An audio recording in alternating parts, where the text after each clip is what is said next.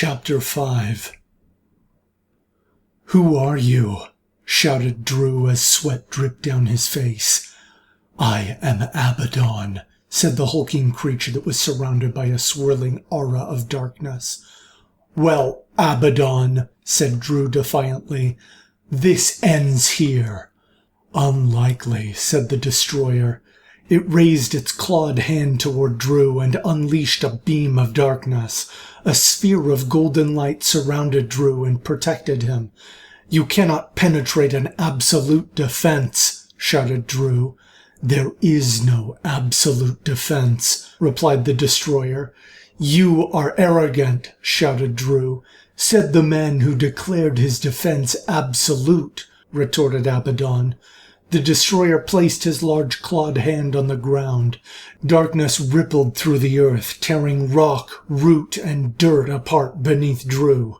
He leapt into the air, and as he did, his golden shield dissipated. Some of the dark energy leapt up from the ground and wrapped around his throat. As Drew landed on solid ground, his shield went up again, freeing him from the chokehold of his enemy. He choked for a moment, but quickly smiled at his ability to escape his opponent's grasp. Jennifer ran with her other self and watched Drew leap toward his enemy and fire several rounds with his shotgun. The destroyer was blasted back and rolled on the ground. "He defeated him," exclaimed Jennifer's other self with relief. "No, he didn't," said Jennifer, even though she knew she could not be heard. Abaddon rolled toward Drew and fired a pair of dark beams. Drew's shield protected him from most of the attack, but it pushed him back into the spot where the other beam had created a large hole. He fell into the crevice, but his shield prevented any harm from coming to him. "Drew!" screamed Jennifer's other self. Hearing her voice, the destroyer turned to face her.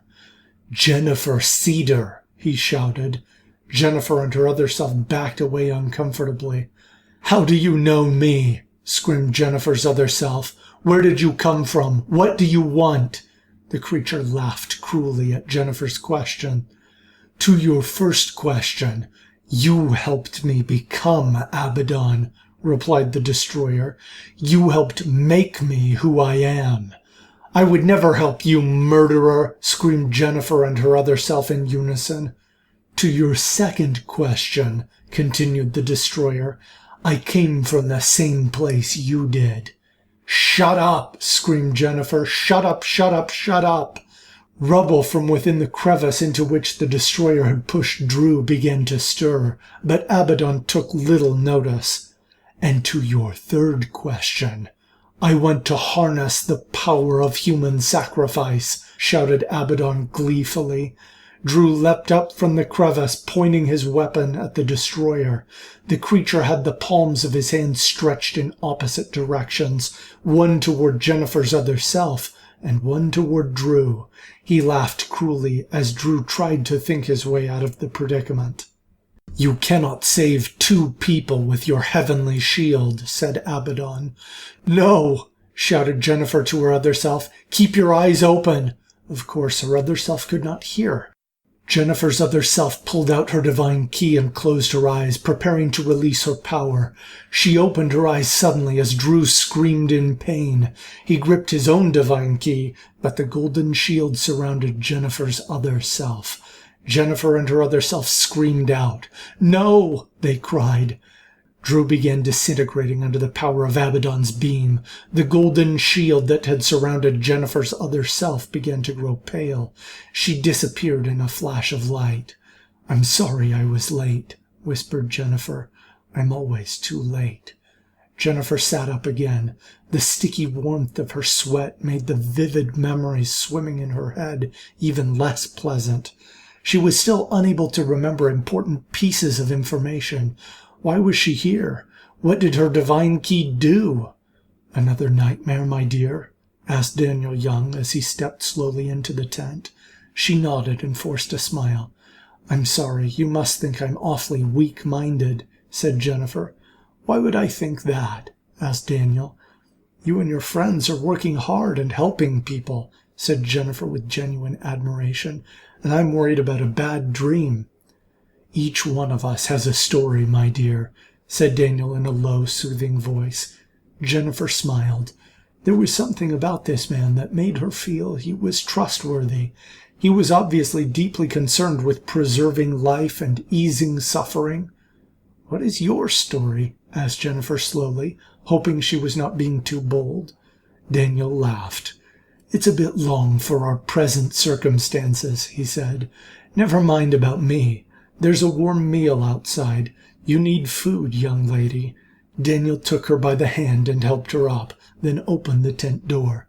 "You're awake," said Victor enthusiastically. Jennifer smiled.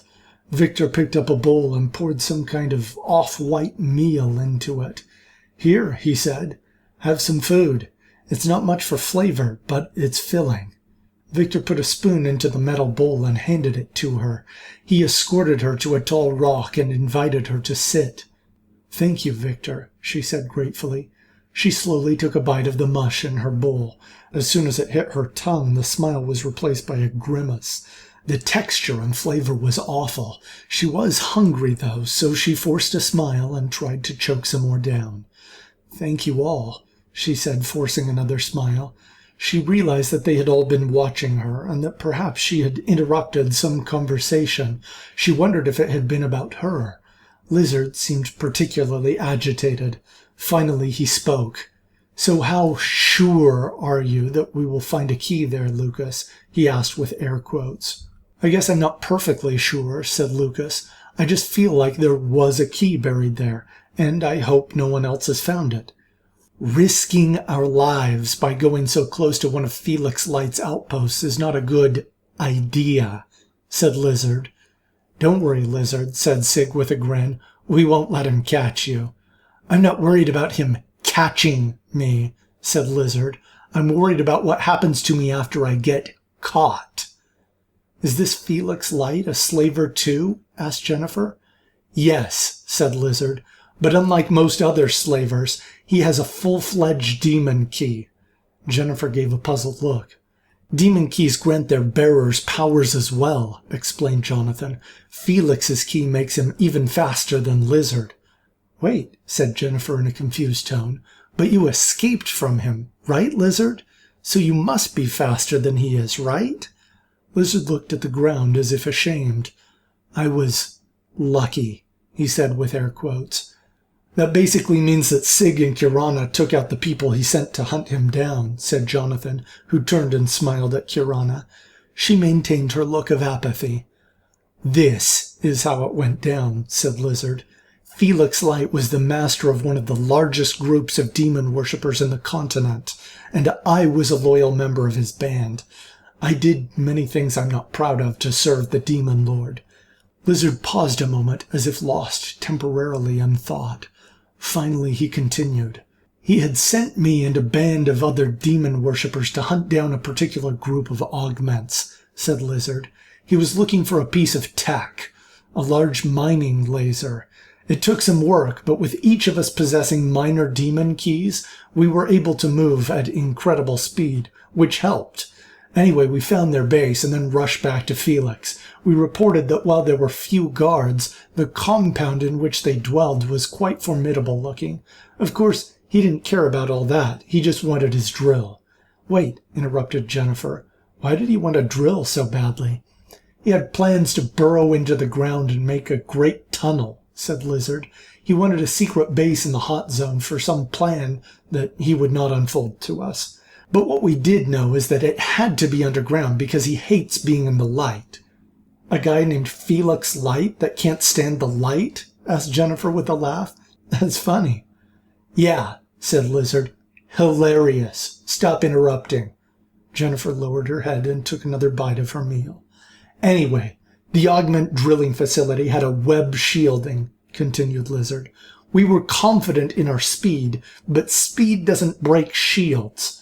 Felix decided that we would compete against one another to bring him his drill. The one that broke through their defenses would receive a more powerful demon key. We were always looking for opportunities to get better keys." Lizard cleared his throat, regretting his obsession with demon power.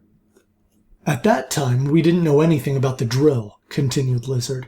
We had very little technical knowledge. We finally decided to try explosives. We threw a grenade into the shield. It exploded, but the shield was still up.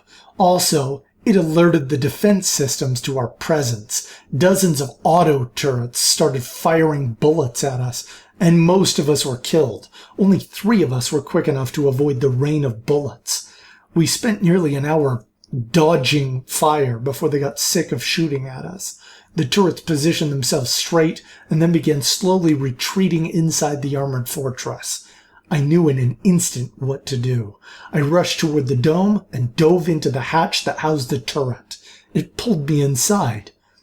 There were dozens of thick cables and gears, explained Lizard. I finally managed to climb down a ways, but I was surprised how much tech just seemed to be lying around in disorganized heaps inside the dimly lit dome.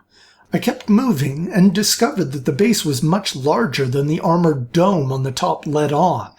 It was a huge underground laboratory, but I didn't see anyone actually there.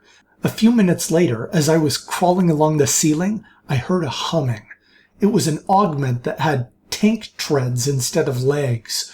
Her name was Zeta 28.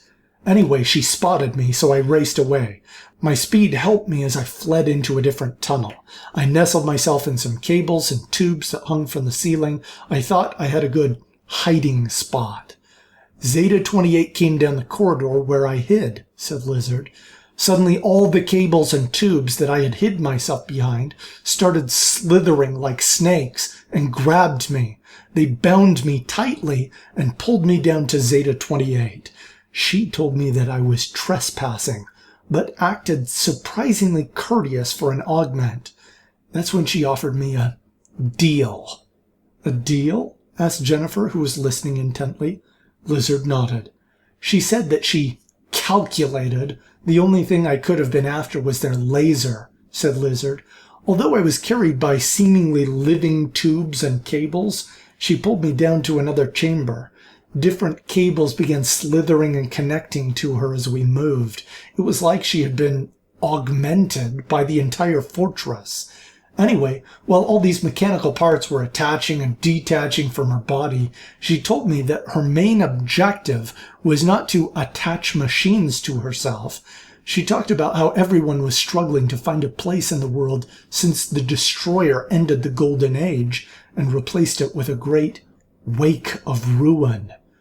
The mention of the Destroyer brought the sick knot into Jennifer's stomach, and she forced down another spoonful of meal to try and calm it. Then she talked about how that was a religion to her, to survive. You know, more of the survival of the fittest talk from augments. But then she showed me some chambers where she kept prisoners. They weren't normal slaves like most augments have. They were different. There was one that was a huge man with enormous limbs and muscles. There was another with an oversized head that stared at me curiously. Anyway, then she asked me if I served Felix Light. I was shocked, since I had no idea how she would have known that. Then she took my demon key. I pled and begged her to give it back, but she said something I didn't expect. Lizard paused, attempting to recall every detail of that moment. She said I didn't need the key, said Lizard. She said it was a fake key. I thought she was lying. She started talking to me about how I was different and how Felix was using me. Then she made all the cables that had held me tightly place me down and release me. She told me I could go to my master and tell him to come for the laser and that she would make me my own master. It was the first time I had considered the possibility that Felix was not the mentor he painted himself to be. I was torn as I stood there. Part of me longed to try to get the key back, and my powers, the other part of me wanted to test her claim, that I didn't need the key to be fast, that I could move as fast with my own power, that the key was a fake. She deactivated the shield in the fortress and asked me what I would do. I was determined that she was lying. I decided I would be loyal to my master. I rushed toward the laser to see if I could unhook it. To my shock and surprise, I was able to move just as quickly without the key. She shouted that I was not like the others and that there was something special about me as I ran away. "That's it?" asked Jennifer. "You just left?" "No," said Lizard. "I'm not finished." "Sorry," said Jennifer. "It was quite dark when I faced my former master," continued Lizard. "He asked me if I had it. I explained that I had secured the area, but that I needed technical help to remove the laser without damaging it. He agreed to come with me personally. I thought that Zeta-28 would be satisfied with the Demon Lord and that I could escape. We came into the fortress. Even though the fluorescent lights were dim and they flickered, Felix had me turn them out. After I did, Felix rushed into the facility toward the laser. I followed him. After a few moments, we found the laser. That's when Zeta-28 rolled into the room on her tank treads. They greeted one another as though they were old friends. I was confused. Zeta-28 told Felix that he needed to secure his agreed payment, since it might be troublesome for her. That's when he grabbed me and threw me into one of the cells. "He threw you into her prison?" asked Jennifer in confusion. Lizard nodded. "I asked what he was doing," said Lizard. "He said that I was the price for his drill. I demanded an explanation from Zeta-28. She told me I should not be angry or surprised. She had been worried that she could not get me into my cell quick enough. I realized that I was a subject for her religious study of survival. She'd acquired a strong man and a smart man, and I was her fast man. She talked about my genetics being the key to survival, and that the entire purpose of building the laser was to acquire me. I had always been just an asset to Felix. Felix said that while I had been faithful, a hot base was more important than I was." "Felix looked at the laser as if it was a beloved pet," said Lizard.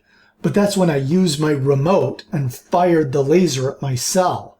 I was able to rush out when the light blinded Felix and Zeta-28 tried to shut it off. The laser sliced through her tank treads and I heard her scream. Then she screamed to someone else to stay, which I guess must have been her other prisoners, but that's how I escaped." "Hang on," said Jennifer. "How did you control the drill?" "I told you," said Lizard.